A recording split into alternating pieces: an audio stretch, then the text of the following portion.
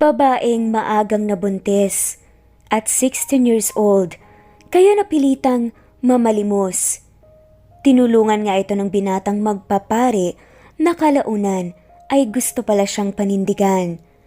Sa kwentong ito, matutunghayan nga natin na hindi lahat ng ating plano ay nakatadhana para sa atin. Minsan, may mga hindi inaasahang pangyayari pero dun pala tayo makakatagpo ng walang hanggang kasiyahan. Muli ito ang Amazing Stories PH.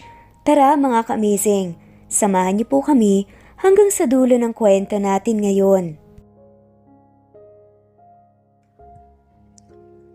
Ang mga kamay ni Zaira ay di mapakali habang hawak niya ang resulta ng pregnancy test. Pinagpapawisan ng malamig ang talampakan ni Zaira nang makita ang resulta ng pregnancy test na kanyang ginamit kanina. Pangatlong beses na niya itong ginawa, ngunit pareho lamang ang mga resulta ng mga ito. 2 linya. Ibig sabihin, positive. Positive na siya ay buntis. Ang pagtibok ng puso ni Zaira ay bumilis, parang mga galit na kidlat sa kalangitan. Ang kanyang bibig ay tuyong-tuyo dahil sa init ng takot at kaba na sumiklab sa kanyang dibdib. Walang salita ang makalalakip sa nararamdaman niyang di malilimutang sandali na iyon. Isa-isa lang na nagsibagsakan ang mga luha ni Zaira. Napatakip siya sa kanyang bibig at napaupo sa takip ng toilet bowl. Napatingala si Zaira at hiniling na sana mali ang pregnancy test, na sana panaginip lang ang lahat. Kaso nasa realidad siya at gising na gising ang diwa. Pinag-alala pa ni Zaira kung papaano niya sasabihin ang balitang buntis siya sa kanyang ina. Ang bata niya pa, 16 na taong gulang pa siya. Ang kanyang boyfriend ay 20 taong gulang lang din. May trabaho naman ito kaso ang babata pa. Kakayanin kaya nila? Kakayanin namin ito. Bulong ni Zaira sa kanyang sarili. Pilit pinapalakas ang sarili bago lumabas ng banyo. Dahil kasalukuyang nasa apartment ng nobyo niya si Zaira, nagluto na siya ng hapunan para sa nobyong nasa trabaho pa. Nang pumatak ang 8:00 ng gabi, labis-labis na ang tahip ng puso ni Zaira habang hinihintay ang pagdating ng kanyang nobyo na si Jack. Pagkapasok ni Jack sa apartment na tinutuluyan.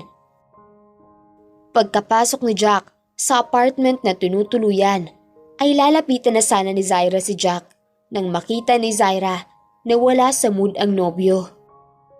Nakapagluto ka na? Asik kaagad ni Jack kay Zaira. Oo. Tugon naman ni Zaira na nanginginig na sa kaba. Pagkainan mo ko. Galit na untag ni Jack at basta na lang tinapon ang sapatos na hinubad. Nangingiyak na si Zaira habang naghahain ng hapunan para kay Jack nang mapaigtad siya sa pagbagsak ni Jack sa pintuan ng ref. Umupo si Zaira sa harapan ni Jack, ngunit hindi niya magawang ngumuya sa kinakain dahil parang may kung anong nakabara sa kanyang lalamunan habang iniisip na may buhay na sa kanyang sinapupunan. Anong tinitingin-tingin mo dyan? Kumain ka. Baka akalain ng nanay mo na ginugutom kita rito sa akin.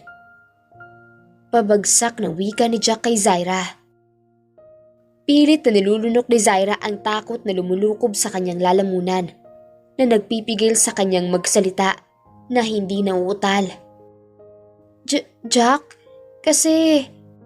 Usal ni Zaira, ngunit sumabat naman sa kanya si Jack. Ayusin mong pagsasalita mo, Zaira. Naiirita ako. Pagbara ni Jack kay Zaira, sabay hampas sa kamay nito sa mesa. Lumipad sa ere ang mga plato at kubyertos na nakalagay sa ibabaw ng mesa.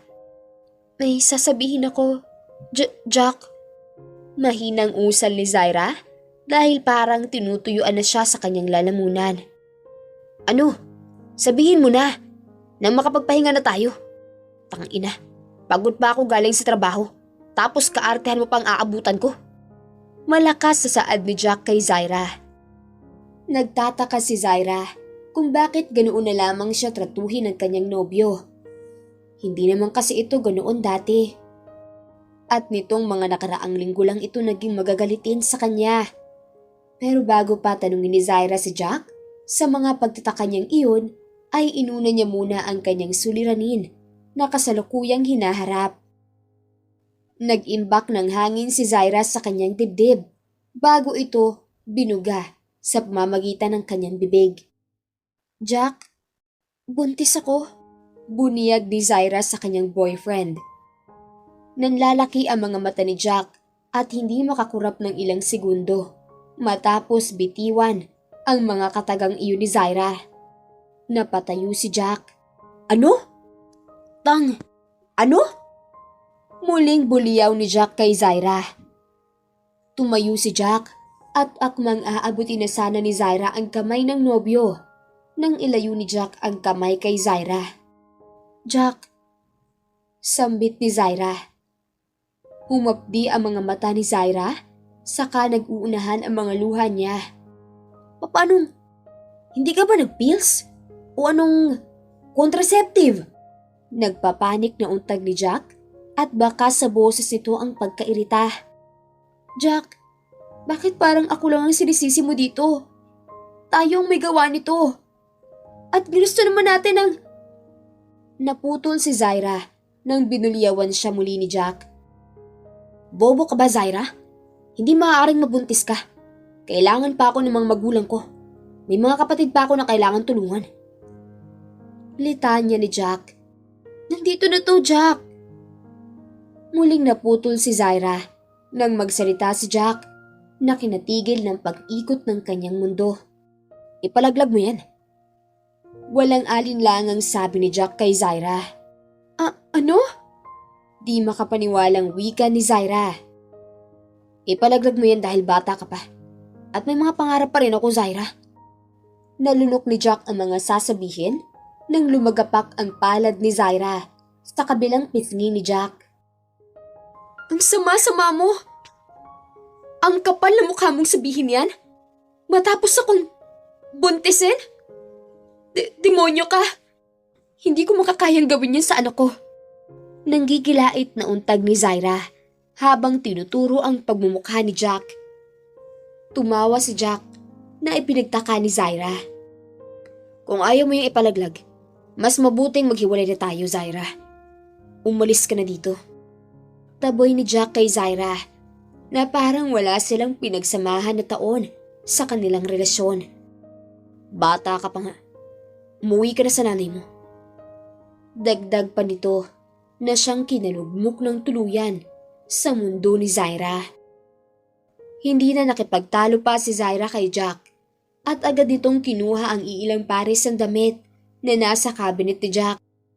Papalayo na si Zaira sa apartment ni Jack pero panay ang kanyang lingon dahil nagbabaka sakali siyang susundan siya ng nobyo. Kaso walang Jack na sumunod sa kanya.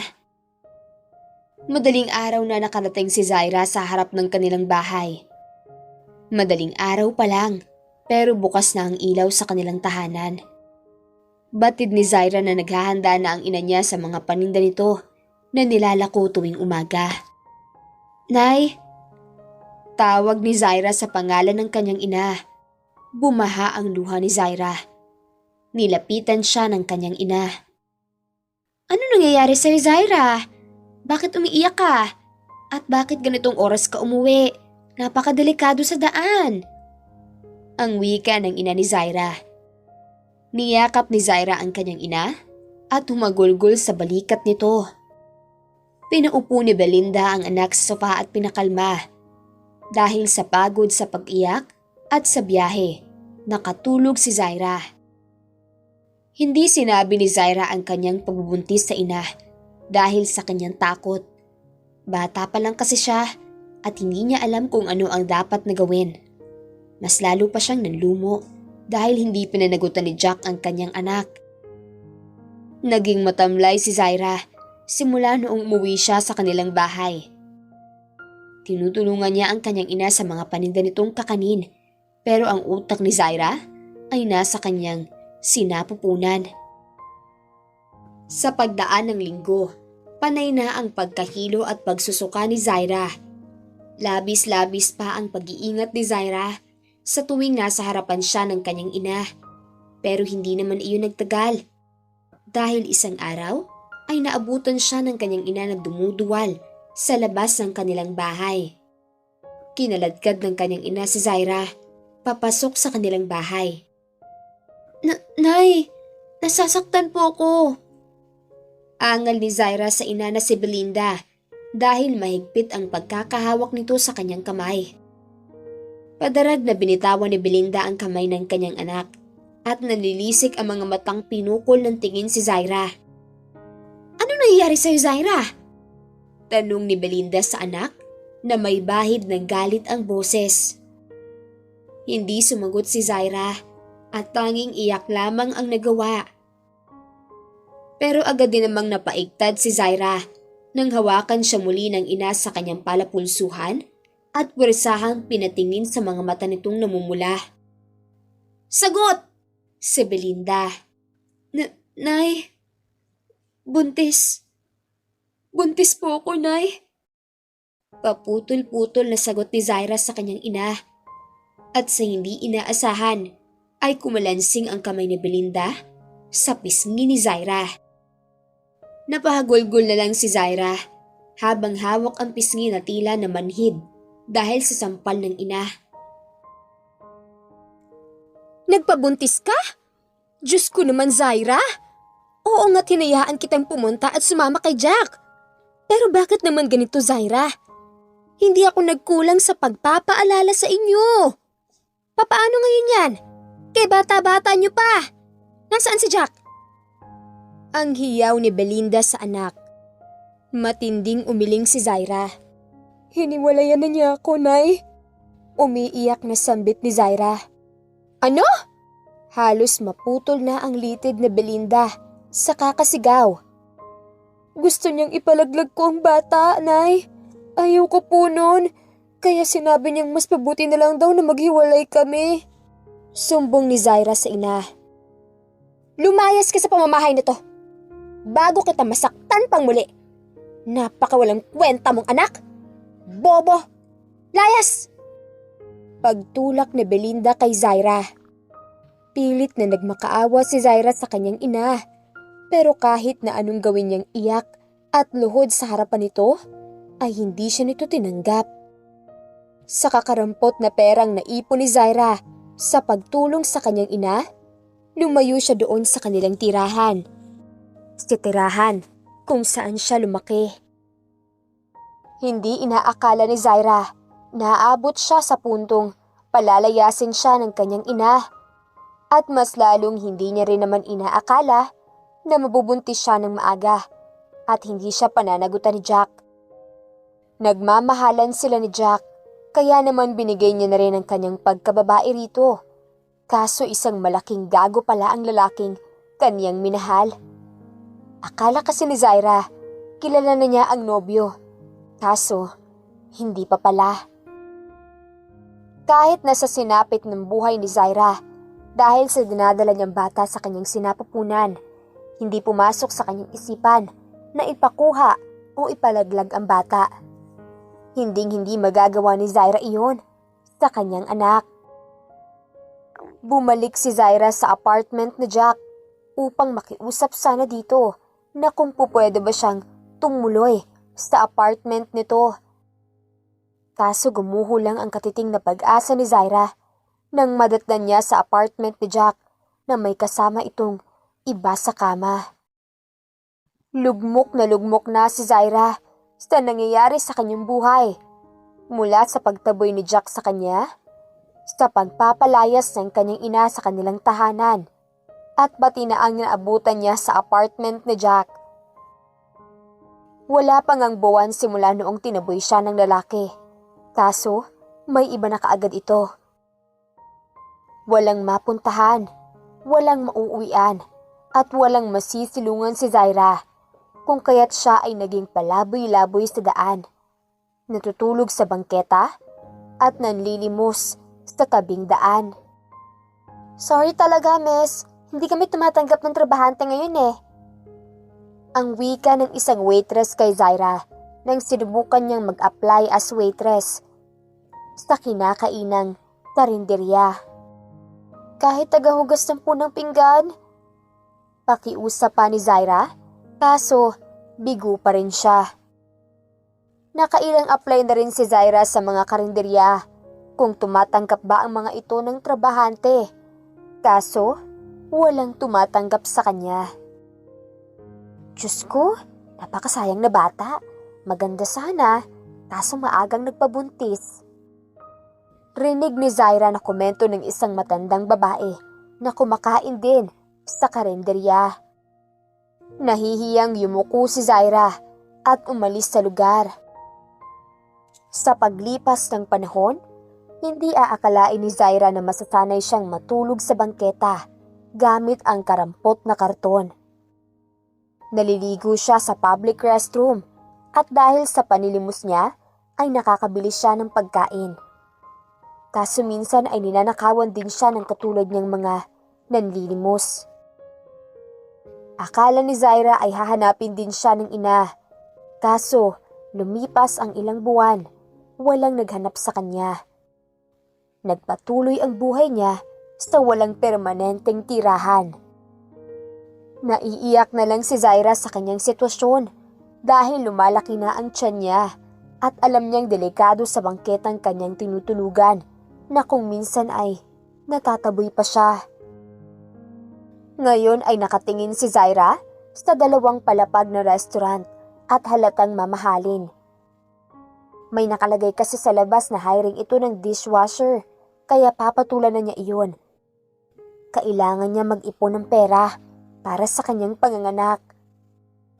Lagi na namang napapadaan si Zaira sa harap noong restaurant dahil malapit lang ang bangketang tinutulugan niya sa lugar.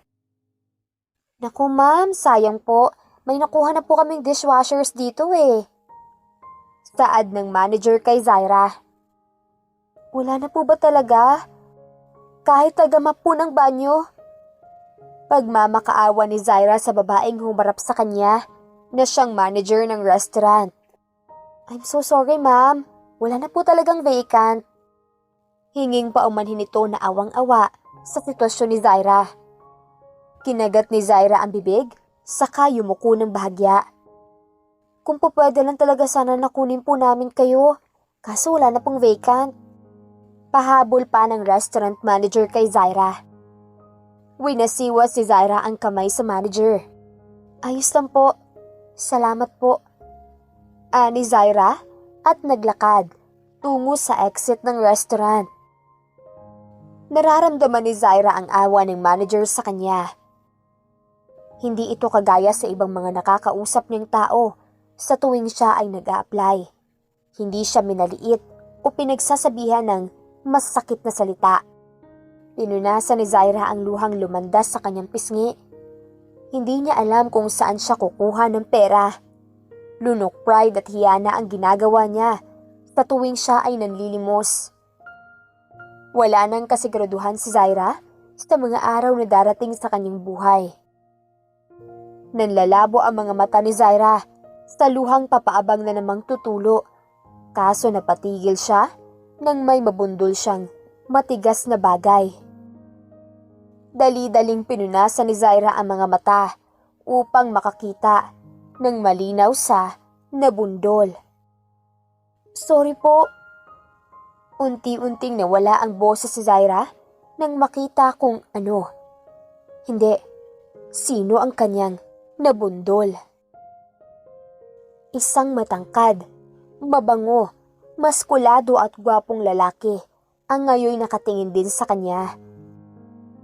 Malakas ang dating ng lalaki sa suot nitong dress shirt na nakatuck in sa slacks nito. May suot itong relo at hawak sa isang kamay ang isang susi. Halos makalimutan ni Zaira kung papaano magsalita dahil sa sobrang pagka-starstruck sa lalaki. "Are you okay, miss?" Hindi mawari ni Zaira ang lalim at kapal ng boses ng lalaki. Akmang hahawak ang lalaki kay Zaira nang iiwas ni Zaira ang braso sa lalaki. Dahan-dahan ang pagkunot ng noo sa lalaki at pinagmamasdan si Zaira. Ayaw ni Zaira magpahawak sa lalaki dahil hindi niya alam kung ano na ang amoy niya ngayon sa pagbibilad niya sa araw at sa damit na pabalik-balik na niyang suot. "Ayos na ako, sir. Paumanhin po." Saad ni Zaira. "Bakit ka umiiyak? Hindi ka ba pinapasok sa loob ng restaurant?" Usisa ng lalaki kay Zaira. Bigo at malungkot na iniling ni Zaira ang ulo sa lalaki. Bilang sagot, "Then perhaps you need foods?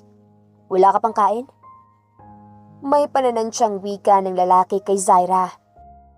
Ihiling na sanang muli si Zaira sa lalaki, kaso tumunog na ang tiyan niya. Nahihiyang hinawakan ni Zaira ang tiyan, nabundat na. "Come, kumain ka muna." Aya ng lalaki kay Zaira at inakay ang kanyang siko pabalik sa restaurant na nilabasan.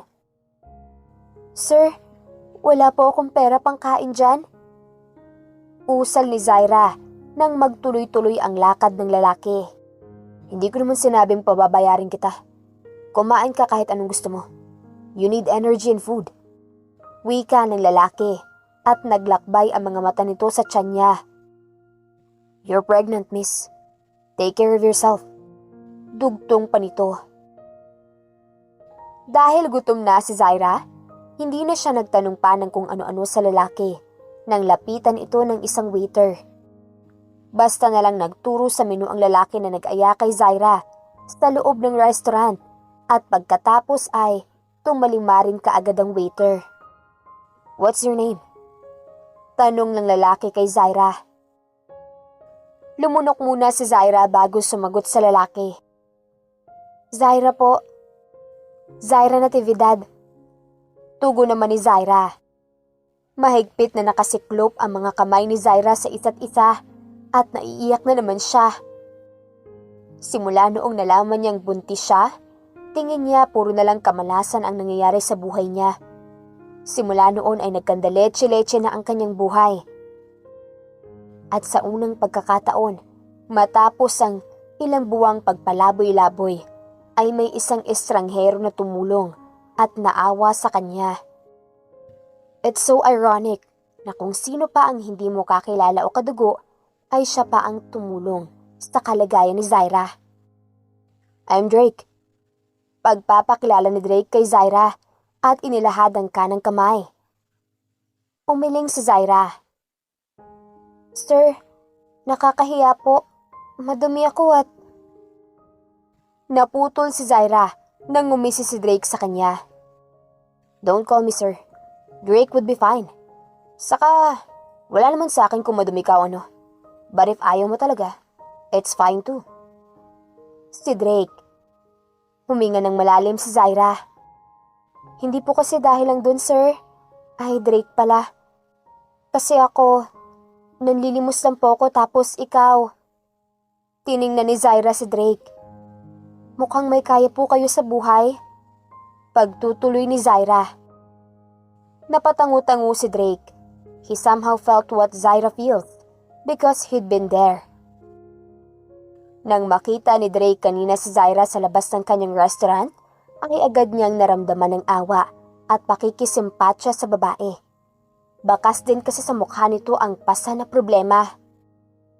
"By the way, if you don't mind me asking, anong ginawa mo rito kanina?" Muling tanong ni Drake kay Zaira dahil hindi siya nito sinagot kanina. Naghanap ako ng trabaho, Drake. Kita mo naman na buntis ako." At napahugot na malalim na hininga si Zaira dahil parang may bumara sa kanyang lalamunan. "Gusto ko pong makaipon ng pera para sa panganganak ko." Tiningnan ng mabuti ni Drake si Zaira. He is sure na nakita na niya si Zaira somewhere. And he is right. Nakikita niya si Zaira sa paligid lang ng kanyang restaurant. Minsan niya itong nakita na nanlilimos at kumakain sa gilid lang ng daanan. Nang akmang magsasalita na sana muli si Drake, ay bigla namang dumating ang orders niya para kay Zaira. "Kain tayo, Drake." Aya ni Zaira kay Drake. Inilingan lang ni Drake si Zaira. "Thank you, but I'm full, Zaira. Kumain ka na lang dyan. Don't mind me."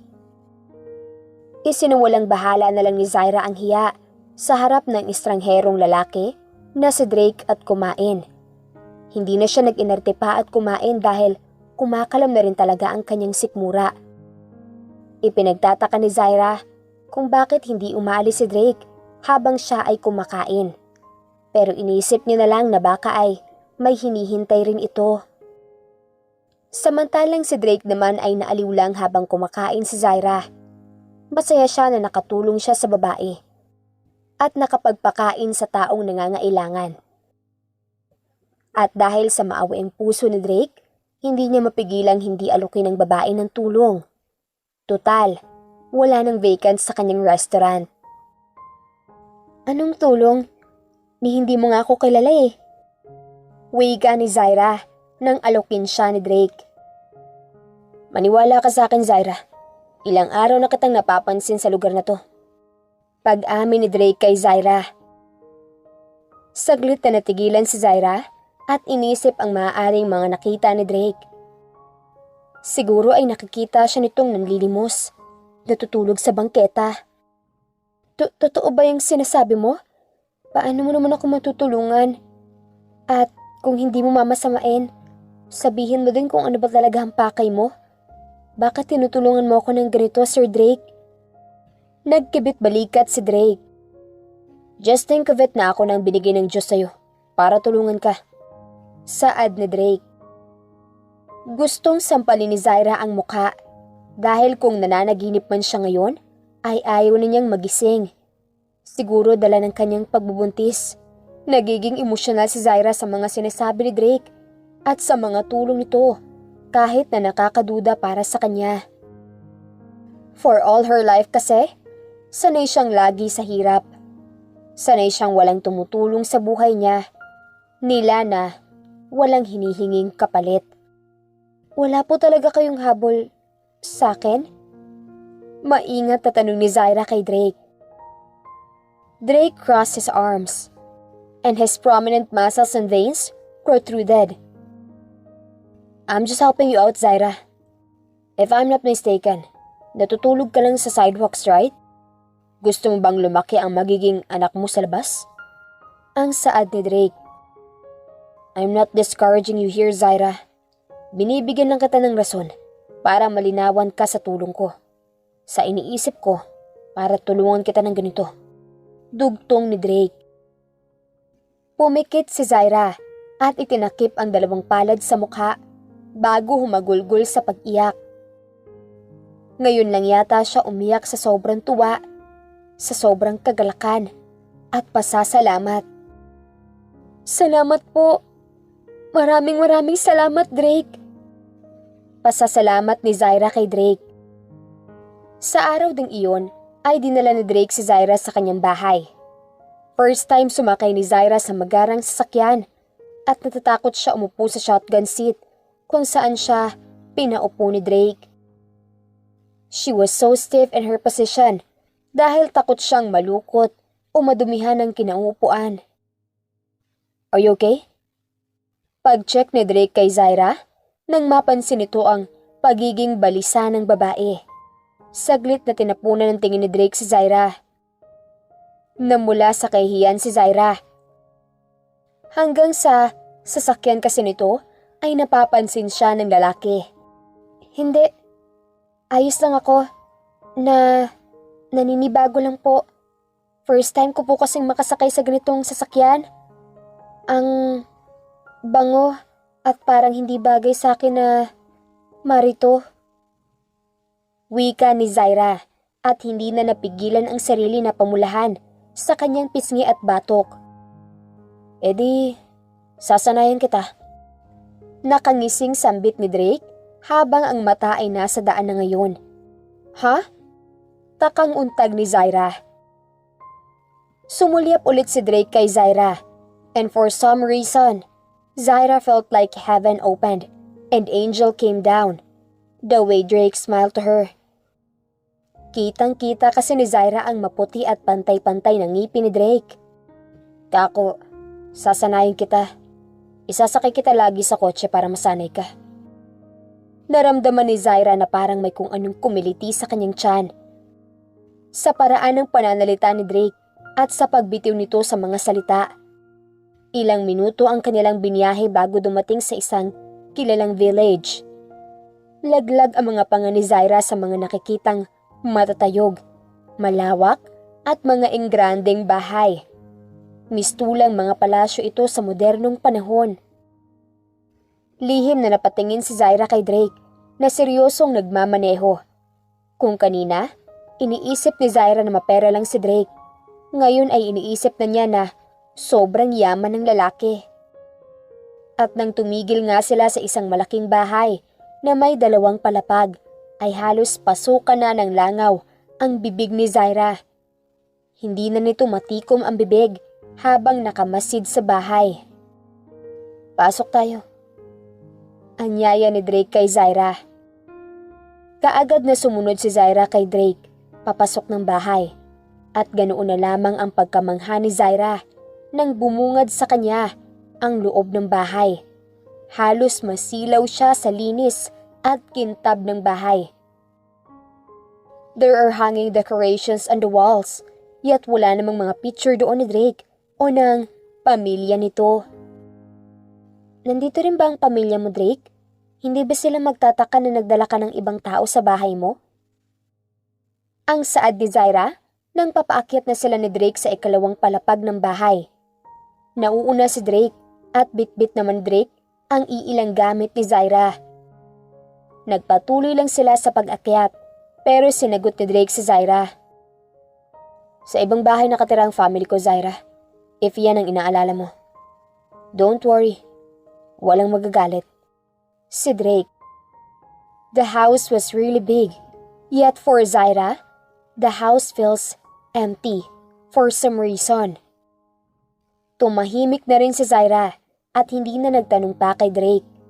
Pinaalalahanan ni Zaira ang sarili na huwag maging masyadong kuryoso sa personal na buhay ng lalaki. Ito pala magiging kwarto mo.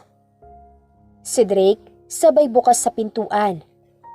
Bumalot ang kakaibang tuwa, ligaya sa puso ni Zaira nang mapagmasdan ng kanyang magiging kwarto. May malaking kama at may aircon. Hala, ang ganda naman yata nito masyado, Drake. Pwede naman ako sa baba na lang or sa ibang kwarto. Masyadong marangya itong kwarto eh. Una ni Zaira. Pero naglalakad na siya sa loob ng kwarto at pinasadahan ng kama gamit ang kanyang kamay. Napakalambot nun. Wala namang ibang taong gagamit nito. Kaya hanggat kailan mo gusto, sa'yo to. Ang pahayag ni Drake. Nilapitan ni Zaira si Drake. Nakangiti ito sa kanya. Maraming salamat ulit. Maraming salamat sa tulong. Hindi ko man alam kung ano ba talaga ang dahilan mo, Drake. Pero salamat pa rin. Huwag kang mag-alala. Magtatrabaho rin ako dito sa bahay mo. Maligayang saad ni Zaira. Drake shook his head.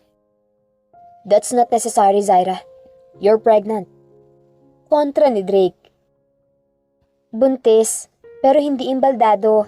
Kaya magtatrabaho ako. Nakakahiya na sa'yo. Giit ni Zaira. Bumuntong hininga si Drake.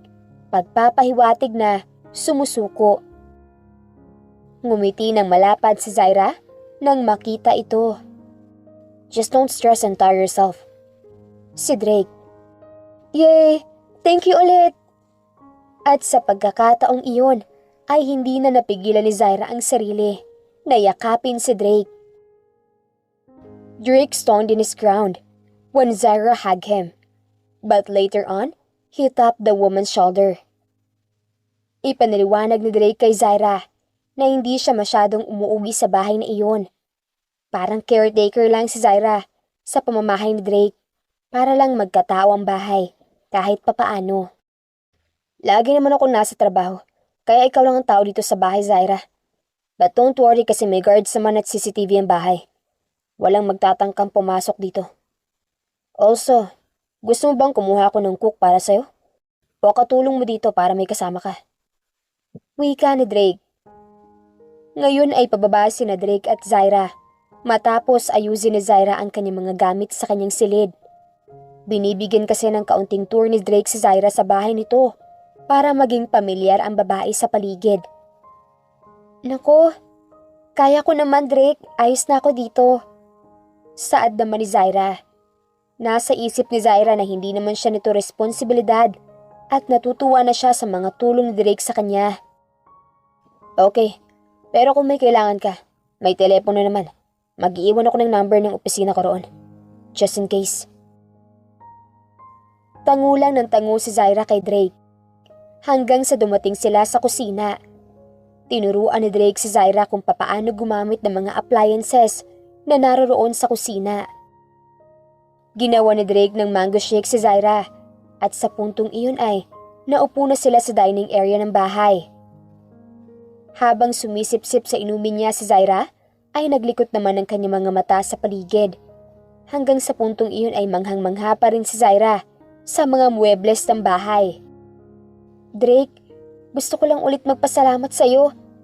Maraming salamat sa pagkukup mo sa akin dito sa pamamahay mo. Parehong isang hero tayo sa isa't isa pero hindi ka man na nagduda o nagdalawang isip na tulungan ako.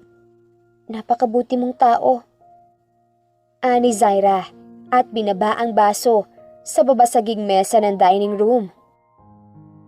Itinungkod ni Drake ang siko sa ibabaw ng mesa, saka ipinagsiklop ang mga daliri sa kabila. Honestly, ang dahilan ko talaga kung bakit kita tinulungan, Zaira, ay dahil nakita ko ang pinagdaanan ng mama ko sa'yo. Kwento ni Drake kay Zaira. Ng mama mo? May kuryosong untag ni Zaira. Isang beses na tumango si Drake. Dati-dati Zaira, maniwala ka man o sa hindi. Galing din ako sa hirap. Ipinanganak akong mahirap at iniwan ng ama para sa ibang babae. At kaming naiwan niya ay naghirap. Iyong naranasan mong matulog sa bangketa? Naranasan din namin yun. Nakapag-aral lang ako at nagsumikap sa buhay. At iyong restaurant kanina na kinainan mo, isa yun sa property ko. Pagbabalik tanaw ni Drake sa kanyang masalimuot na nakaraan. Napatitig na lang si Zaira kay Drake. Batid niya ang pagpapakatotoo ni Drake sa kanya dahil sa sincero nitong mga mata. Sa tingin mo, may pag-asa ring umahon ako dito, Drake? Usal ni Zaira. Drake smiled. Sa sitwasyon mo ngayon? Of course. Habang nabubuhay tayo, habang binibigyan tayo ng may kapal na panibagong araw sa mundo, lahat po pwede. Lahat pwedeng magbago. Ang makahulugang saad ni Drake. By the way, how old are you? Pahabol na tanong ni Drake. Naipit ni Zaira ang ibabang labi bago sumagot kay Drake. 16 pa lang.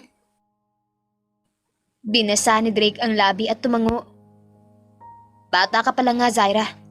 Marami pong pwedeng mangyari sa buhay mo. Pero ngayon, alagaan mo muna ang sarili mo at ang magiging anak mo. Nagtuloy ang pagkilala ni Drake at Zaira sa isa't isa hanggang sa makwento ni Zaira kay Drake na hindi pa siya kailanman nakapagpa-check up. Kaya naman nagboluntaryo ulit si Drake na samahan si Zaira sa pagpapa-check up nito.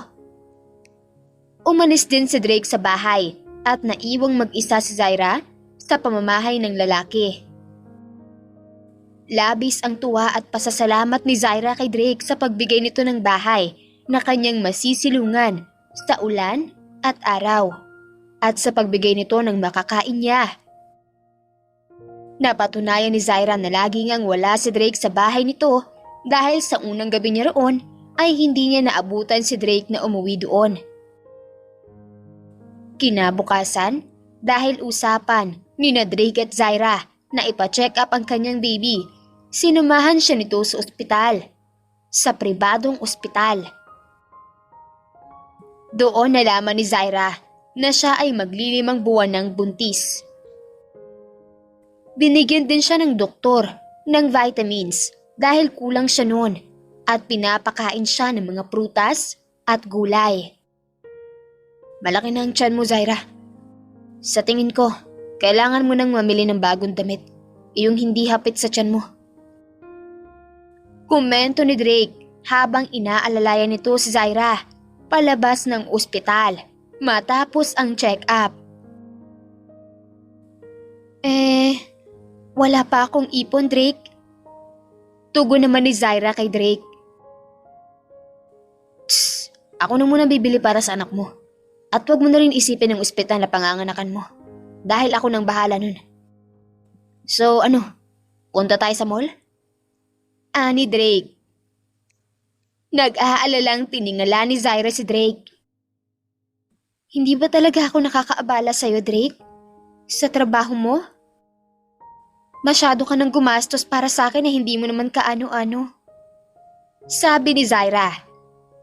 Bumuntong hininga si Drake.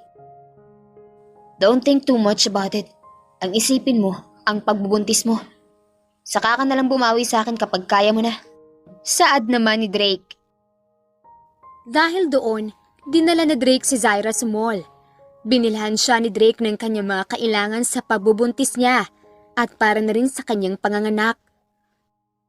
Mangha siya kay Drake na maalam ito sa mga ganoon at magaling pumili. Gagawin talaga kitang ninong sa anak ko, Drake. Sa laki ng tulong mo sa amin, hindi ko na tuloy alam kung paano kami makakabawi sa'yo. Wika ni Zaira kay Drake. Tuwang-tuwa si Zaira sa mga pinamili nila ni Drake. Bumalik ka sa pag-aaral kapag naipanganak mo na ang baby mo. Huwag mo munang isipin ang utang na loob mo sa akin. Si Drake. Tumango si Zaira kay Drake. Matapos ihatid ni Drake si Zaira sa bahay, ay nagpaalam din itong aalis para sa trabaho nito. Mag-ingat ka rito, Zaira. Call me if may kailangan ka. Saad ni Drake. Tanging tangulang ang sinagot ni Zaira kay Drake bago ito tumalikod sa kanya. Para kay Zaira, parang too good to be true si Drake. Mabait ito, matulungin, mayaman at gwapong lalaki. Sa paglipas ng panahon na nasa pamamahay ni Drake si Zaira, ay hindi alam ni Zaira kung may kasintahan ba ito o wala. Wala kasi siyang naririnig na pangalan ng babaeng mula rito, except sa kapatid nito at ang ina. Alam ni Zaira na bawal. Alam ni Zaira na hindi dapat at maling-mali dahil napakabuti ni Drake sa kanya. Kaso, sa mga oras, araw at linggo na dumaan, ay unti-unti na siyang nakakaramdam ng bagay na hindi naman dapat para kay Drake. She can't fall in love with Drake. Batid na kasi ni Zaira na hanggang kaibigan lang ang tingin ni Drake sa kanya. Walang espesyal sa mga titig ni Drake sa kanya. Para lang itong kapatid kong ituring siya ng lalaki. Ngumuso si Zaira habang nagdidilig ng mga halaman sa bakuran ng bahay. Iyon kasi ang naging libangan niya sa mga panahon na nasa tahanan siya ni Drake. Ang malalim na pag-iisip ni Zaira ay naputol nang may marinig siyang nag-doorbell. Iniwan ni Zaira ang ginawa at pinunas ang basang kamay sa duster dress sa suot. Pagkabukas si Zaira sa pintuan ng gate, bumungad sa kanya ang babaeng naka-sleeveless shirt, jeans at sandal. May sukbit din itong maliit na bag sa balikat nito. May kakaibang kaba na gumapang kay Zaira nang makita ang babae. Sino po sila? Tanong ni Zaira sa bisita. Ngumuso ang babae at taas kilay nitong tinignan si Zaira mula sa paa nito pataas. Ikaw si Zaira? May pag-aalinlangan na tanong ng babae kay Zaira. Ako nga po. Tugon naman ni Zaira dito. Kumurap-kurap ang mga mata ni Zaira sa biglaang pagpalakpak ng babae. Sabi ko na nga ba? Ako nga pala si Den. Ang babae at inilahad nito ang kamay kay Zaira. Sa kabila ng pagdududa ni Zaira sa babae, ay tinanggap niya ang kamay nito. Zaira po. Pero sino po kayo at bakit niyo po ako kilala? Dugtong ni Zaira. Tss, di ba ako nababanggit ni Kuya Drake sa'yo? Niwing untag nito. Nanlalaki ang mga mata ni Zaira nang mapagtantong kapatid ni Drake ang nasa harapan niya. Pamilyar kay Zaira ang mukha ni Den. Kaso, hindi pumasok sa isip niya na ito ang kapatid ni Drake. Pinapasok ni Zaira si Den sa loob ng bahay. Kukunin lang kita ng maiinom mo. Napatigil sa pagsasalita si Zaira nang hawakan ni Den ang kanyang palupulsuhan. No need na, nandito lang naman ako para makita ka. Nakangiting wika nito at parehong-pareho ang pagngiti ng magkapatid. Umupo si Zaira nang ayain siyang umupo ni Den sa tabi nito. Ano pong kailangan ninyo sa akin? Papaalisin niyo po ba ako sa bahay ng kuya ninyo? Nag-aalalang tanong ni Zaira. Nasanay na siya sa bahay ni Drake. Tinuring na niyang sariling bahay ang tahanan ng lalaki kung kaya't nalulungkot siya kung papaalisin man siya.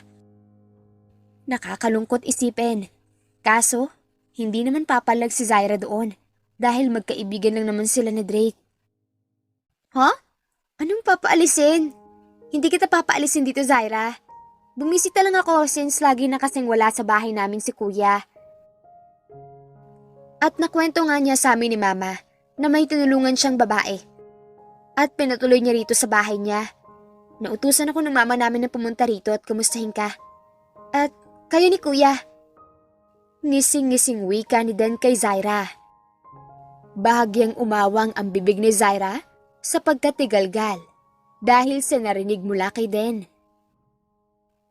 Anong kami ng kuya mo? Wala. Nagmabuting loob lang siya na tulungan ako at pinatuloy dito sa bahay niya. Sagot ni Zaira kay Den. Pabirong sinundot ni Den ang tagiliran ni Zaira. Alam mo bang hindi na umuwi sa bahay na ito si kuya simula noong umalis ang ex-girlfriend niya? Ngayon lang siya bumalik-balik dito nang nandito ka na, Zaira. Maligalig na saad ni Den. Kaso, iba ang nakakuha sa atensyon ni Zaira. Ang pinipigilang kilig ni Zaira ay napalitan ng kung anong pait sa narinig mula kay Den na may dating kinakasama ang kapatid nito at siguro'y sa bahay na iyon nakatira ang dalawa. Ito ba sanang magiging bahay ni Drake at ng ex nito? Ang bahay ba na iyon ay magiging tahanan sana ng magiging pamilya ni Drake? Nasaan ang ex-girlfriend ni Drake? Ano nang ginagawa nito ngayon? Kaya ba hindi masyado nagtatagal si Drake sa bahay dahil naaalala nito ang babaeng minahal? Iyan ang mga katanungan na bumabagabag sa isipan ni Zaira. May family outing kami next week, Zaira. Sumama ka sa amin. Biglang aya ni Den kay Zaira nang marating sila sa gate ng bahay. Uuwi na kasi si Den. Mahinhin na umiling si Zaira kay Den. Naku, family outing niyo yan, Den. Nakakahiya. Tanggi ni Zaira. Kinuha ni Den ang magkabilang kamay ni Zaira. Sama ka na, Zaira. I bet nabobore ka na dito mag-isa sa bahay. Lumabas ka naman at saka para na rin makalanghap ka ng preskong hangin. Pagpilit pa ni Den kay Zaira at sinabayan ng pagyugyug sa kamay nilang magkahawak. Sige na nga, pero di ako mangangako. Suko ni Zaira. Yay! Pagbunyi ni Den. Don't worry, kasama naman si Kuya Drake. Saad ni Den na may halong panunukso. Inilingan na lang ni Zaira ang mga tukso ni Den sa kanya.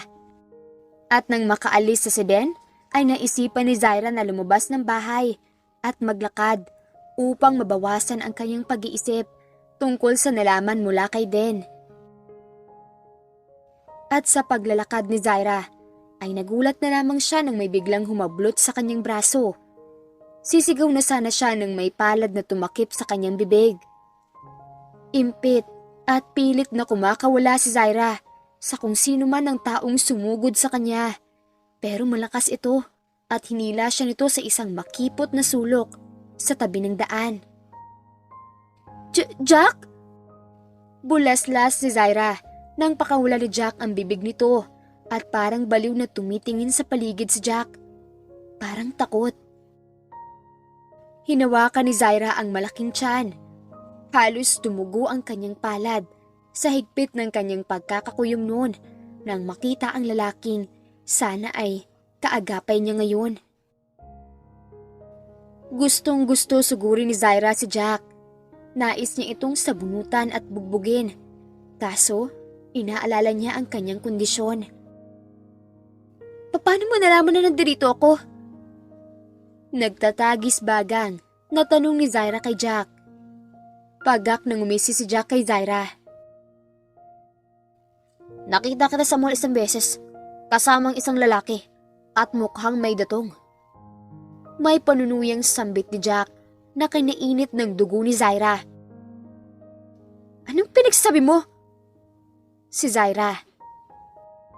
Tumawa si Jack kung kaya't naguluhan doon si Zaira. Di mo ako maluloko, Zaira. Nakita ko kayong nagmumol at bumibili ng mga gamit para sa anak natin. Hindi natapos si Jack sa pagsasalita nang lumapat na ang palad ni Zaira sa pisngi nito. Ang kapal-kapal na mukha mo? Matapos mong gustong ipalaglag ang bata, aangkinin mo to? Napakawalang hiya mo naman, Jack. Anong klaseng pagmukha ang meron ka? Sigaw ni Zaira dito. Pinagpapawisan ng malamig si Zaira nang biglang itulak siya ni Jack. Mabuti at naitungkod niya ang kamay sa isang poste bago siya matumba. Nagmamagaling at tumatapang ka na ngayon? Bakit, Zaira? Dahil sa lalaki mo? Baka hindi talaga akong ama ng dinadala mo. Pinapaako mo lang yan sa akin. Insulto ni Jack kay Zaira. Wag na wag mo akong pagsasalitaan ng ganyan, Jack. Dahil ikaw lang naman na nagloko sa atin. Ikaw ang nagtulak sa akin palayo. Nanggigigil na saad ni Zaira. Saka, hindi ko lalaki si Drake. Nagmabuting loob lang yung lalaki para tulungan ako. Dahil pati nanay ko, tinaboy ako. Dagdag ni Zaira. Kinabahan si Zaira nang humakbang si Jack tungo sa kanya at kinorner siya nito. Diba, may pera naman ang lalaki mo ngayon? Bigyan mo ako ng pera, Zaira. Mapanganib na untag ni Jack. Ha? Anong kala mo sa akin? Naputol si Zaira nang sakalin siya ni Jack. Tulong! Tulong! Kinakapos hiningang saad ni Zaira. Ilang saglit pa ay may humila na ng kwelyo ni Jack papalayo kay Zaira. At walang iba kung hindi si Drake ang dumating. Umuubo si Zaira samantalang nagsusuntukan na sina Drake at Jack. Anong ginagawa mo? Gago! Parang kulog na untag ni Drake at inatake ng suntok si Jack hanggang sa mahiga na ito sa lupa. Hindi pa nakontento doon si Drake at dinadyakan nito si Jack. Umubo na ng dugo si Jack nang umawat na si Zaira kay Drake na namumula at humahangos. Uwi na tayo, Drake. Ang pakiusap ni Zaira kay Drake. At kinuha ni Jack ang pagkakataong iyon upang tumakas. Drake examined Zaira's body. Ayos ka lang ba? Punta tayong ospital. Nagpapanik na untag ni Drake. Kumuyom ang kamao ni Drake nang makita ang pamumula sa liig ni Zaira. Mahinang umiling si Zaira at hawak pa ng isang kamay nito ang lieg. Hindi na, Drake. Umuwi na lang tayo. Umalis na tayo dito. Ani Zaira at sinang-ayunan naman ito ni Drake. Inilalaya ni Drake si Zaira dahil nanginginig pa rin ang katawan nito. Pagkarating sa bahay ni Drake, ay kumuha kaagad ng tubig si Drake para kay Zaira at pinaupo ito. Who's that guy? At bakit nandun ka, Zaira? Tumaas ang boses ni Drake at tanging yuko na lang ang nagawa ni Zaira. Muling tumulo ang panibagong luha ni Zaira. Doon lang mas nag-sink in sa utak niya ang mga nangyari. Siya ang ama ng anak ko, Drake. Mahinang tugon ni Zaira kay Drake. Rinig ni Zaira ang marahas na pagbuga ni Drake ng hininga. Tiningnan ni Zaira si Drake na namumula ang kamao at magulo ang buhok. May konting dumi rin ang suot nitong polo shirt. Kaso, hindi naman nun nabawasan ang kagisigan ng lalaki sa mga mata ni Zaira. Salamat, Drake. Salamat at dumating ka. Hindi ko alam ang gagawin ko kung hindi ka dumating. Humikbi si Zaira at sa hindi niya inaasahan ay niyakap siya ni Drake. Nasemento si Zaira sa kanyang kinaupuan at sumalakay sa ilong ni Zaira ang panlalaking pabango ni Drake. Kumapit si Zaira sa suot ni Drake at umiyak sa balikat nito. Muntik na siyang mapahamak dahil kay Jack. Paano nalaman ng lalaki niyo na nandirito ka, Zaira? At uulitin ko. Bakit nandun ka sa labas? Si Drake na ngayon ay hinahagod ang likod ni Zaira upang tumahan sa pag-iyak. Nakita niya tayo, Drake. Noong nagmumall tayo, nakita niya tayo at sinundan tayo hanggang sa labas ng village. Pumunta siya para manghingi ng pera sa akin. Napakawalang hiya niya. Nanggit-git ang mga ngipin ni Zaira habang sinasabi iyon. Dahan-dahan na nilingon ni Zaira si Drake sa kanyang tabi. At naglalakad lang naman ako sa labas dahil naburyo ko rito. Pagsisinungaling ni Zaira, ayaw niyang sabihin sa lalaki na nakaramdam siya ng selos at pait dahil sa nalaman niya sa kapatid nito. Yeah, he's an asshole. And let's not talk about him anymore, Zaira. Galit pa rin ako sa nakita kong ginawa niya sa'yo. Napakawalang kwenta niyang ama tao. Si Drake at tinusok ang dila nito sa sulok ng bibig. Pero, sinabi na din na pumunta raw siya dito? Nag-usap kayo? Pag-iiba ni Drake sa usapan nila. Tumango si Zaira. Oo, at nagkwentuhan kami. Tapos, inaya niya ako sa outing ninyo. Ani Zaira. Yeah, that's great. Sasama ka sa akin. After na nangyari, kailangan mong lumayo muna dito. Si Drake. Namayani ang katahimikan sa kanila ni Drake at Zaira. Tila pinapakiramdaman ng isa't isa. Gustong lagyan ng mali siya ni Zaira ang pag-aalala ni Drake sa kanya. Iyong mga titig at yakap nito ay gusto nang lagyan iyon ni Zaira ng ibang kahulugan. Kaso, alam niyang kaibigan lang ang tingin nito sa kanya. Sa tagal kasi ni Zaira na tumira sa bahay ni Drake, wala itong pinakita na kakaiba sa kanya. Parang kapatid lang siya kung tignan nito. Nang dumating ang araw ng outing, ay excited si Zaira dahil sa isang beach sila pupunta. Sa isang mamahalin na hotel din sila mamamalagi habang nasa outing sila. Akala ni Zaira, marami silang pupunta sa outing. Kaso, nang marating nila ang resort, ay si Den at ang isang may edad na babae ang nandoon.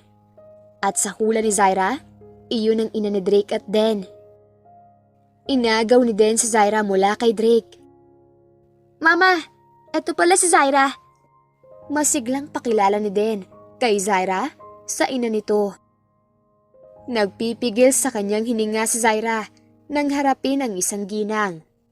May kulubot na ang mukha ng ginang at may kunting puting buhok na rin. Kaso, matingkad pa rin tignan ng ginang. Mas lalong humataw ang puso ni Zaira nang mariing tumitig sa kanya ang ginang. Napasinghap si Zaira nang may dumantay na kamay sa kanyang likuran. Nilingon niya kung sino iyon at nakita ni Zaira si Drake na puging-pugi sa suot nitong Hawaiian polo na nakabukas ang 3 botones at nakatrunk shorts.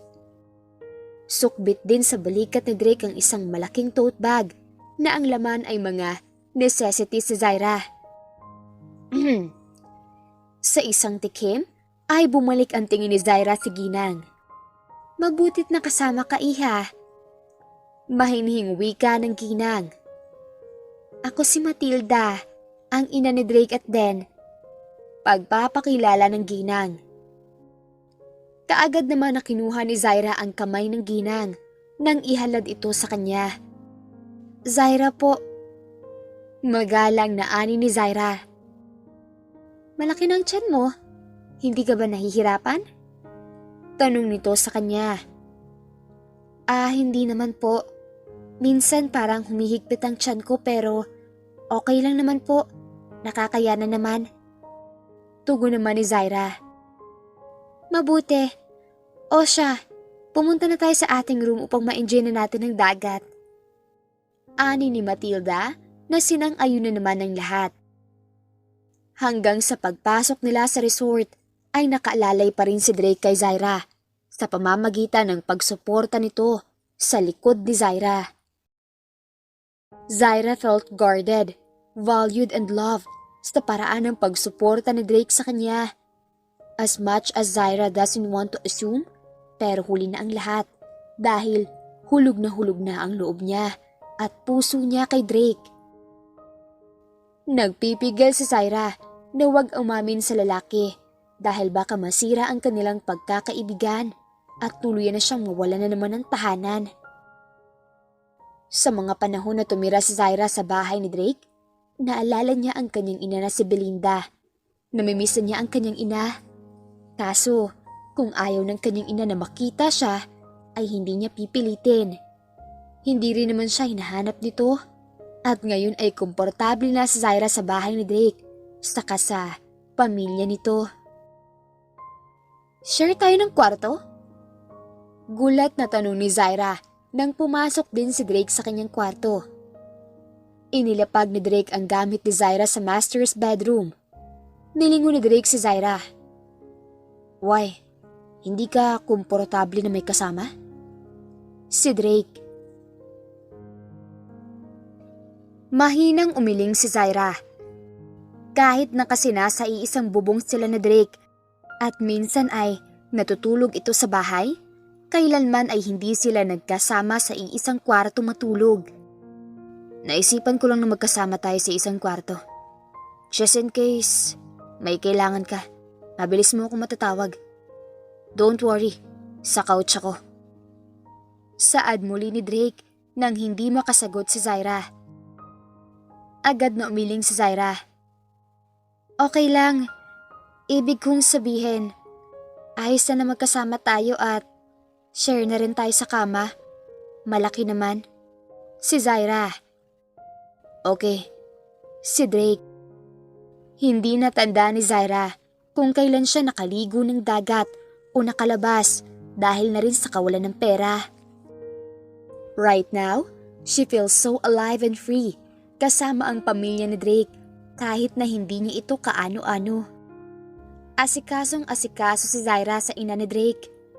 "Naku, ito iha, subukan mo to. Ako ang nagluto nito." Sulsul ng ina ni Drake kay Zaira sa isang kakanin. "Try it, Zaira.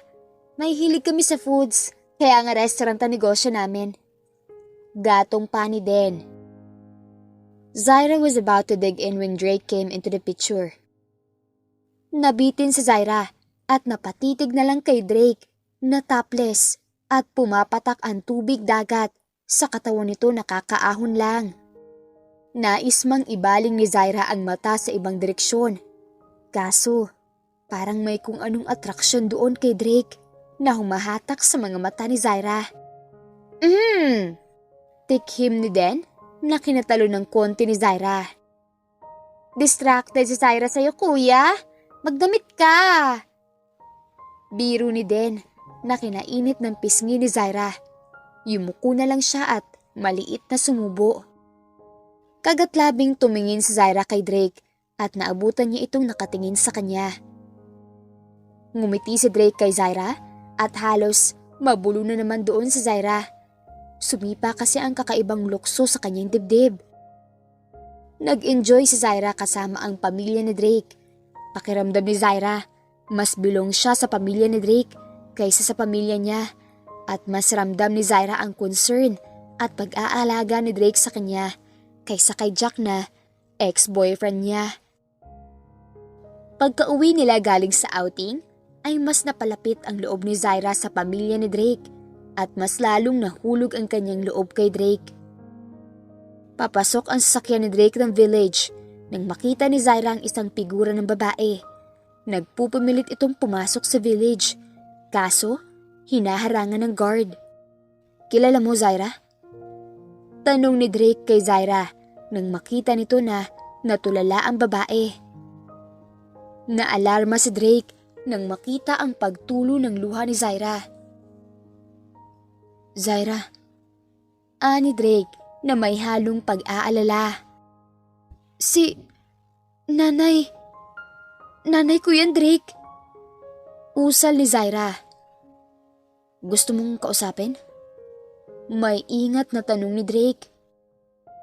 Tumango si Zaira dahil baka sa lumipas na panahon ay nagbago na ang isip ng kanyang ina. Pinagbuksan ni Drake ng pintuan ng kotse si Zaira at doon natigilan ng ina ni Zaira nang makita siya nitong bumaba sa kotse. "Zaira, anak! Mabutit nandito ka! Hindi ako pinapapasok ng guard dito!" Sumbong ng ina ni Zaira sa kanya pagkalapit nito. "Nay, anong ginagawa mo?" Natigil si Zaira nang sapawan siya ng ina. "Umasenso ka na pala, anak. Hindi mo lang ako binalikan sa atin. Kung hindi na ako pinuntahan ni Jack, ay hindi ko ito malalaman." Masayang saad ni Belinda, pero ganun na lamang ang pagguho ng mundo ni Zaira na hindi man lang siya na-miss ng kanyang ina. "Nay, hindi ba akong pinunta niyo rito?" Si Zaira na nagpipigil sa kanyang luha. "Ano ka ba?" Tinampal pa ni Belinda ang balikat ni Zaira. "Siyempre ikaw rin ang pinunta ko rito, anak. Pero anak, may pera ka ba?" Napapikit si Zaira. Nawala ng pag-asa sa ina. Hindi mo lang nito kinamusta ang kanyang pagbubuntis at ang kanyang mga pinagdaanan. "Masaya ko nakita ka, Nay, na maayos. Pero wala akong pera." Ani Zaira at tumalikod. Papasok na sana sa sasakyan ni Drake si Zaira nang biglang hablutin ni Belinda ang buhok nito. Napahiyaw si Zaira at mabilis na napahawak sa kamay ng ina na mahigpit na nakakapit sa kanyang buhok. Pilit na inaagaw ni Zaira ang buhok mula sa kamay ng ina, kaso ang higpit ng pagkakakapit nito. "Zaira!" Si Drake at dumalo. Nangingiyak si Zaira nang sa wakas ay kumakawala na sa pagkakahawak ng kanyang ina. "Get inside the car." Utos ni Drake kay Zaira bago bumaling sa ina ni Zaira. "Ma'am, I respected you kasi ikaw ang ina ni Zaira. Kaso pasensya na ho, nakakawalang respeto na pong ginawa ninyo sa anak ninyo. Buntis po siya." Ani Drake. Baka sa boses nito ang pagtitimpi. "Nakaahon lang sa hirap ang babaeng yan. Nakasanda lang sa taong mapera, nakalimutan na ako." Mistulang kulog na sumapaw si Drake kay Belinda. "Ma'am, anak niyo po ang pinagsasabihan ninyo ng ganyan. Nanggugulo po kayo rito." Buliyaw ni Drake. Zaira was about to enter the car nang marinig nito ang sinabi ng ina. "Hindi lang ako manggugulo kung bibigyan niya ako ng pera. 5 milyon. Nakangising untag ng ina ni Zaira. "Nay!" May hiyang singit ni Zaira sa sinabi ng ina. Nataranta si Zaira nang may kinuhang papel si Drake sa bulsa nito at sumulat. "Drake!" Pilit na awat ni Zaira sa lalaki, kaso hindi ito nakinig sa kanya. 5 million. Huwag mo nang gugulayin si Zaira. Si Drake, sabay bigay ng cheque sa ina ni Zaira. Bakit binigyan mo ng ganung kalaking pera si Nanay Drake? Galit na buwelta ni Zaira nang makarating sila sa bahay. Pangay na ng ina ni Zaira ang 5 milyon na hiningi nito kay Drake. Kakapasok lang nila sa bahay at iyon kaagad ang sinabi ni Zaira. Hiyang-hiya siya sa ginawa ng ina. Kakabalik lang din nila sa outing kung saan sobrang saya nila at parang wala na silang problema. Kaso, ito ang bumungad sa kanila. It's for your safety, Zaira. Katwira naman ni Drake at sinubukang hulihin ang braso ni Zaira. Kaso, itinakwil iyon ng babae. Drake naman! Hindi kita maintindihan! Litong sambit ni Zaira. Punong-puno na siya ng mga katanungan na hindi niya masagot-sagot. Naguguluhan na rin ako, Zaira. Gusto ko lang naman tumulong at para na rin huwag kang gambalain ng nanay mo. Sumbat ni Drake. Napakapit sa kanyang ulo si Zaira. Nanlilisik ang mga matang namamasa sa mga luhang nag-aabang. Oo! Yan ka na naman sa tulong mo. Tulong dito, tulong doon. Gastos ka ng gastos sa pera mo sa akin kahit na wala ka namang makukuha pabalik. Naguguluhan na ako, Drake. Naguguluhan na ako sa pinapakita mo sa akin at sa mga ginagawa mo. Hindi ko na alam. Ang pag-hysterikal ni Zaira ay naputol lang sumabat sa kanya si Drake. I love you. Si Drake na halos maputol lang ugat sa liig pagkasigaw. Zaira felt as if her breath stopped in the middle of her throat. Ang mga mata niya ay tumuon kay Drake at naistatwa sa kanyang kinatatayuan. Tila walang ibang naririnig si Zaira mula sa kanyang kapaligiran kung hindi ang puso niya lang na nagwawala. Ha? Ang utal-utal na sambit ni Zaira. Mahal kita. Mahal na kita, Zaira. Kaya ginagawa kong lahat ng to. Hindi na kaibigan ang tingin ko sa'yo. Mahal na kita. Mahal kita na higit pa sa kaibigan. Napakagatlabi si Drake at muling nagsalita. I don't intend to confess this early. Ayaw kong gulatin ka. Ayaw kong magalit ka sa akin. Ayaw kong mag-overthink ka dahil sa sinabi ko sa'yo. Ayaw ko na isipin mo na kailangan mo akong mahalin pabalik dahil sa mga tulong ko sa'yo. Pumagitna si Zaira sa gitna ng pagkumpisal ni Drake. Mahal din kita, Drake. Amin ni Zaira at naghalo na halos ang kanyang pawis at luha. Drake slowly walked towards Zaira. Kinuha ni Drake ang 2 kamay ni Zaira habang ang mga mata nila ay nakatutok pa rin sa isa't isa. It looks like their heart and soul were pulling them together. I heard you right. Diba, Zaira? Malambing na tanong ni Drake kay Zaira. Naramdaman ni Zaira ang pagtaas ng temperatura sa kanyang mga pisngi. Napapikit si Zaira nang iniwan ni Drake ang isang kamay ni Zaira at dinala ang kamay sa pisngi ng babae. Malamyos na hinaplos ni Drake ang pisngi ni Zaira. Mahal kita. Mahal kita, Drake. Ulit ni Zaira. And Drake didn't think twice nor ask Zaira's permission dahil inangkinan nito ang mga labi ni Zaira sa malamyos na paraan. Kapos sila napaungol sa halik. Kumapit si Zaira sa tela ng damit ni Drake nang maramdaman niya ang paghihina sa kanyang tuhod, sanhi ng halik ni Drake. Tila nalalasing siya nito sa mga halik. It wasn't the first time Zaira kissed a person, pero iyon na yata ang pinakamatamis na halik at labi na kanyang natikman. Nang maghiwalay ang kanilang mga labi, ay kapwa sila hinihingal. Drake smiled to Zaira before he embraced Zaira's small frame. I love you, Zaira. Usal ni Drake at humalik sa balunbunan ni Zaira. Nagkaroon si Zaira ng gender reveal na ang pasimuno ay si Den. Ayaw na niya sana noon kasi gastos lang sa pera. Kaso, mapilit din si Den. Kaya naman nang magkaroon sila ng gender reveal, tuwang-tuwa rin si Zaira. Sa mga palabas niya lang kasi napapanood ang mga ganoon. At sa gender reveal na ginanap, doon nalaman ni Zaira na ang kanyang dinadala ni isang baby boy. Parang tunay na ama rin si Drake nang malaman iyon. Hindi inilihim ni Zaira ang kanyang relasyon sa pamilya ni Drake. Thankfully, napaka-open ito sa kanya at hindi nagdalawang isip ang pamilya ni Drake na tanggapin siya at ang kanyang anak na dinadala. Nanganak si Zaira ng isang malusog na batang lalaki at hinayaan niyang si Drake ang gumawa ng pangalan sa kanyang anak. Lumipas ang mga taon at nagpatuloy ang mabuting samahan at relasyon ni Drake at Zaira kasama ang kanilang anak. Anak din kasi talaga ang turing ni Drake sa anak ni Zaira.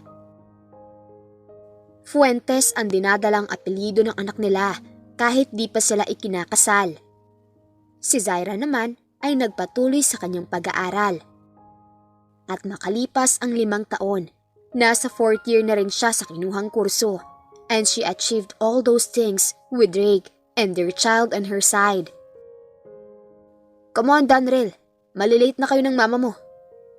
Tawag ni Drake sa anak nila ni Zaira. Yes po, Papa! Ang maliit na sigaw naman ni Danrel. Nasa kindergarten na rin kasi si Danrel at dinadaan niya ito sa school nito bago hinahatid si Zaira sa university na pinapasukan din ito. Dahan-dahan lang anak, baka madapa ka. Ang suway naman ni Zaira sa anak na parang bola na tumatalbog pababa ng hagdan. Ready? Si Drake. Ready na po, Papa! Masayang tura naman ni Danrel. Pati si Zaira ay natawa sa kakyutan ng anak. Let's go, babe. Si Drake kay Zaira. Hinatid ni Drake at Zaira si Danrel sa school nito bago sila bumiyahe tungo sa paaralan ni Zaira. Sa kanilang 5 taon na pagsasama, nakasanayan na ni Drake na ihatid si Zaira sa paaralan nito. At ngayon, nadagdagan ito dahil nag-aaral na rin si Danrel. Ingat ka, babe. Si Zaira kay Drake. You too, babe. Good luck sa klase mo. Si Drake naman at humalik sa labi ni Zaira. Kinahapunan ng araw na iyon ay si Zaira lang ang sumundo kay Danrel dahil si Drake ay may inaasikaso pa. Laking gulat ni Zaira nang makarating sila sa bahay ay nakabukas ang pintuan noon. Nandito na po si Papa, Mama. Akala ko po nasa work pa siya. Pagtataka rin ng anak ni Zaira. Humigpit ang pagkakahawak ni Zaira sa kamay ng kanyang anak. Nagtagpo ang kilay ni Zaira nang makita ang isang babae na nagmamarcha sa loob ng bahay. Mahaba ang bias nito at maputi. Tita din? Inosenteng saad ni Danrel. Hindi si Dan ito. Ang sigaw naman ng utak ni Zaira. Sino po kayo? Si Zaira at umikot naman ang babae. Kung ang mga mata ni Zaira ay may pagtataka, ang isang babae naman ay tila may galit doon. Binulungan ni Zaira ang anak na papuntahin sa silid nito at sumunod naman iyon. Who are you? Balik na tanong ng babae kay Zaira nang makaalis ang kanyang anak. Ako si Zaira, miss, at dito kami nakatira ng anak ko. Sagot ni Zaira. What? Ang babae na tila pumantig ang tenga nito nang marinig ang sagot ni Zaira. This is Drake's house? No, our house to be exact. Dagdag ng babae na kinagulat ni Zaira. Ha? Bahay ninyo? Utal-utal na saad ni Zaira. Yes. Ani ng babae. Ako si Michi, ang girlfriend ni Drake. Pagpapakilala nito na kinatigalgal ni Zaira. Miss, ako ang girlfriend ni Drake. Ani Zaira. Oh, sorry. Maybe dahil sa absence ko sa buhay ni Drake ay pansamantala kanyang pinalit. Wika nito. Pero ngayon na nagdirito na ako, umalis ka na sa pamamahay namin. Walang kagatol-gatol nitong saad. Doon na napagtanto ni Zaira na ang nasa harapan niya ay ang dating kasintahan ni Drake. Ito ang babaeng tinutukoy noon ni Den. Pasensya ka na, miss, pero ako ang girlfriend ni Drake. Matapang na wika ni Zaira. Kumurba ang labi ni Michi paitaas at tiningnan si Zaira. Oh, don't be so full of yourself, miss. Tingin ko naman hindi ka papatulan ni Drake. Panakip-butas ka lang. Panakip-butas ka lang sa mga tao na wala ako sa kanyang tabi. Kasi, ako naman talagang mahal ni Drake. Hindi niya ipapatayo ang bahay na ito kung hindi niya ako mahal. This is supposedly your house, not yours. Wika nito. Si Zaira ay pilit na nilulunok ang galit sa babae. Ayaw niyang maging iskandalosa. Si Drake ang pinunta ko rito at gusto ko lang makita ang bahay namin. Kaso, mukhang wala siya rito. I might go to his office na lang. Ani ng babae nang hindi makapagsalita si Zaira. Tumalikod na ang babae palabas nang magsalita si Zaira. Mahal ako ni Drake, Miss Michi. Ani Zaira. Narinig ni Zaira ang pag ni Michi. Let's see. Si Michi. Nang makaalis si Michi, ay napaupo si Zaira sa sahig at napahawak sa kanyang pusong naninikip. Hanggang sa gumabi ay halos hindi mapakili si Zaira sa kakaisip kay Drake at kay Michi. Napuno ng mga negatibong katanungan ang kanyang isip. Naglalaro sa kanyang utak ang mga posibleng mangyari sa pagkikita ni na Drake at Michi. Lumalim na ang gabi at tulog na si Danriel, ngunit hindi pa rin dumadating si Drake. Nagsimula nang umiyak si Zaira dahil baka tuluyan na siyang ipinagpalit ni Drake sa ex-girlfriend nito. Ang tunog ng pagbukas ng pintuan ang siyang nagpaahon kay Zaira mula sa pagkakayukyuk sa isang sofa. Drake, umuwi ka! Saad ni Zaira at nilapitan ang nobyo. Kinulong ni Drake ang mukha ni Zaira gamit ang mga palad nito at saka pinunasan ang mga luhang lumandas sa magkabilang pisngi nito. Did she hurt you? Pag-aalalang tanong ni Drake kay Zaira.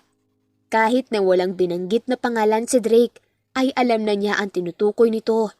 At napagtanto ni Zaira na nagkita nga ang dalawa. Hindi. Wala siyang ginawa. Mahinang untag ni Zaira.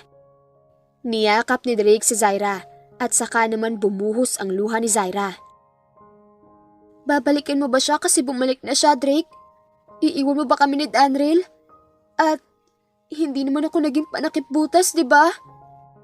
Umiiyak na wika ni Zaira. Kumala si Drake sa kanilang yakapan. Tumitig kay Zaira na napuno ng luha ang mga mata. Hey babe, hindi ko na siya babalikan pa. Wala akong balak na balikan siya at mas lalong wala akong balak na iwan ko ni Danriel. Pamilya ko kayo. Remember, Zaira, mahal kita. At hindi ka naging panakip-butas. Si Drake. Hindi ako isang bagay na kanyang itinapon. At saka naman pupulutin kung may silbi na. Pero, nag-usap kayo. Ani Zaira. Tumango si Drake. Gaya ng sabi mo, makikipagbalikan siya pero ayaw ko na. Nilinaw ko na sa kanyang lahat, Zaira, na may pamilya na ako. Meron na akong ikaw, Zaira, at si Danriel. Ikaw nang gusto kong makasama. Ikaw nang babaeng gusto kong iharap sa Diyos. Madamdaming wika ni Drake kay Zaira. Drake's words gave assurance to Zaira at nakampante siya nang lumipas ang ilang linggo ay hindi na nagpakita sa kanila si Michi.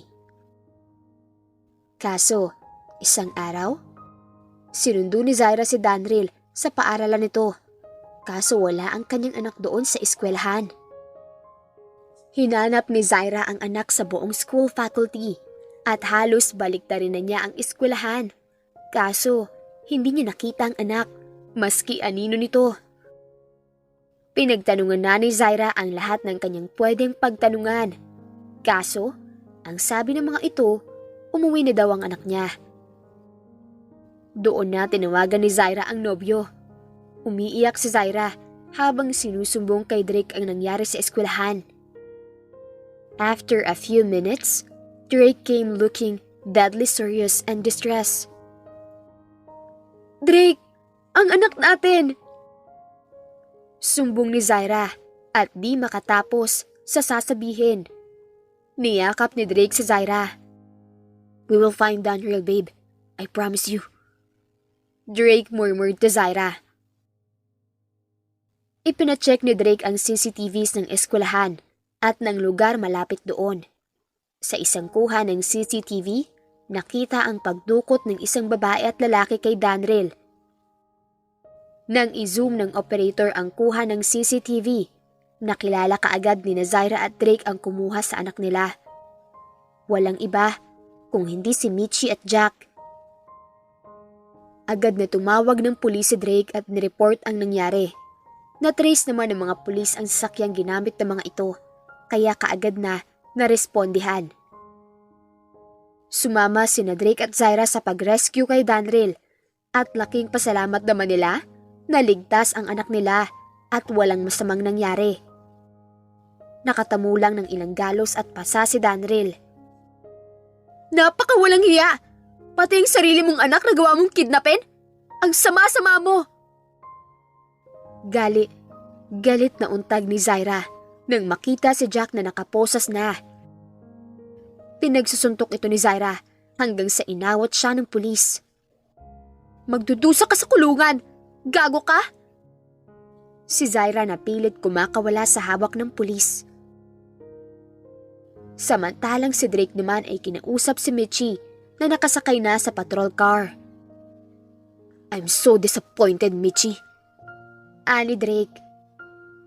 Madumi ang mukha ni Michi at tumutulo ang luha nitong bumaling kay Drake. Kung ako lang ang pinili mo, walang mangyayari." Pinutol ni Drake si Michi. "You just proved to me, Michi, na tama ang desisyon ko. Hindi ko palalampasin itong ginawa mo sa anak ko." Si Drake at iniwan si Michi. Sinampahan ng kasong kidnapping at child abuse sina Jack at Michi. Si Daniel naman ay pinakonsulta ni Drake at Zaira sa isang psychiatrist dahil baka may trauma pa ang bata sa pagkakakidnap nito. Several months later, sa mismong graduation ni Zaira ay nagpropose si Drake kay Zaira. Suot pa ni Zaira ang kanyang graduation gown at bitbit niya ang bouquet ng bulaklak na bigay ni Drake nang lumuhod ito sa kanyang harapan. Kakatapos lang ng graduation at abala pa ang iba sa pagkuha ng kanya-kanyang larawan. Pero dahil sa proposal ni Drake ay tila tumigil ang lahat sa kani-kanilang ginagawa at tumuon lamang ang mga atensyon nito kina Drake at Zaira. Hindi mabilang ang mga teleponong nakatutok sa kanilang dalawa. Ang iba nagbibidyo, ang iba naman ay kumukuha ng larawan nilang dalawa. "Zaira, hindi mo alam kung gaano ko hinintay ang pagkakataon nito. At ngayon, sa harapan ng mga classmates mo at ng mga kabatch, I will ask you the question na matagal ko na sanang ginawa.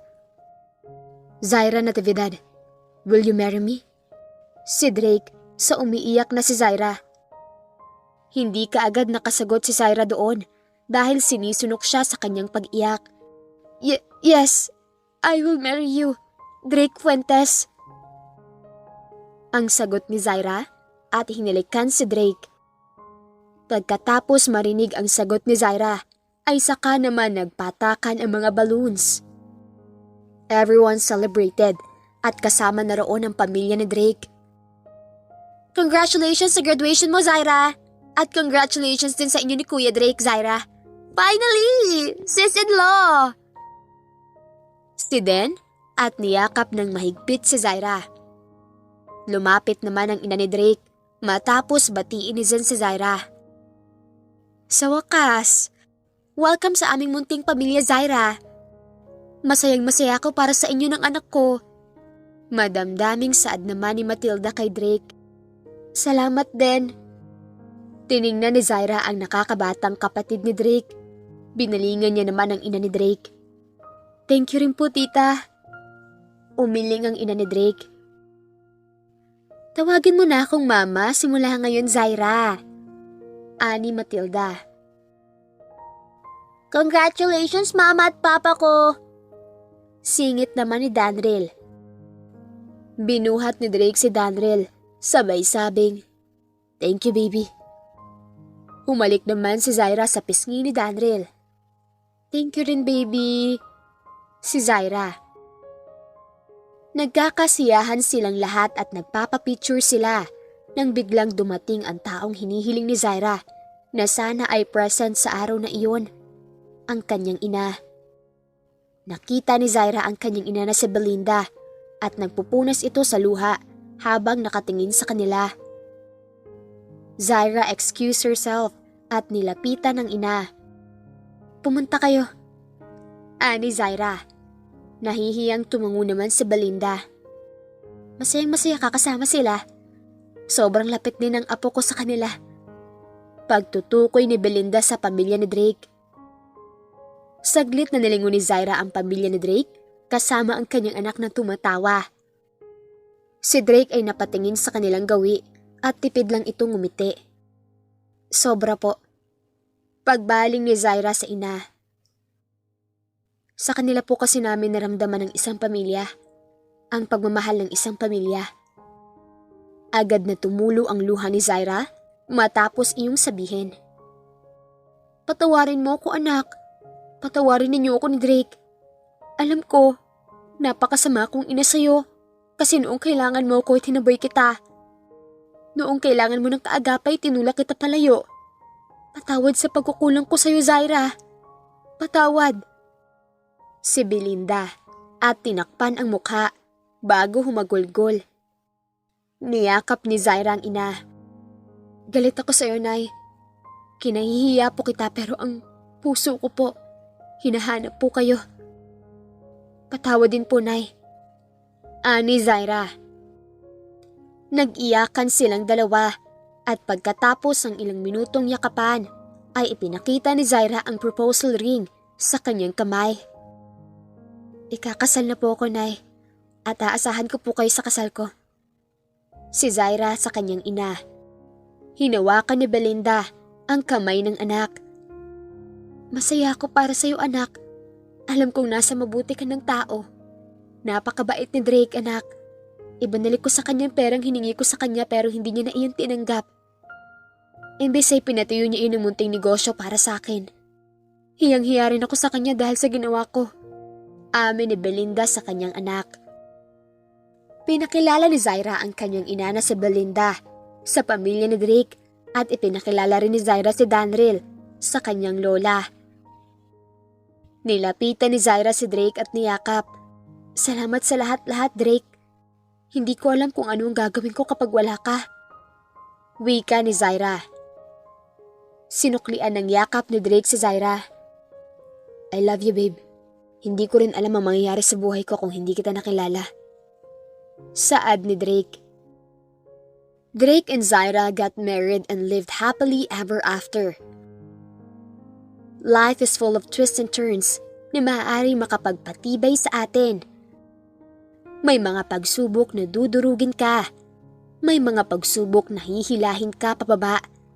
Pero sa kabila ng lahat ng mga dagok sa buhay, ang mahalaga ay kung papaano ka bumangon at lumaban.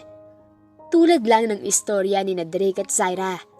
Hinamak sila ng maraming pagsubok pero hinarap nila ito at nakamit nila ang tunay na kaligayahan sa piling ng isa't isa. Wakas. Maraming salamat po sa lahat ng mga walang sawang sumusubaybay at shout out po sa mga sumusunod. Villa Rose Dumangya, Fenavares, Gloria Escobar, Lorna Mariano, Lourdes Tolentino, Mervin, Alma Borja, Emmy Tinagan, Zenny Reyes, Jerry Ramos, Nesbeth Hanaban, Merlilin, Lorna, Augustus Rafanan, Neva Fajardo, at shoutout na rin po sa lahat ng mga walang sawang sumusubaybay. Maraming salamat po at muli. Ito ang Jay's Amazing Stories. Thanks for listening and God bless everyone.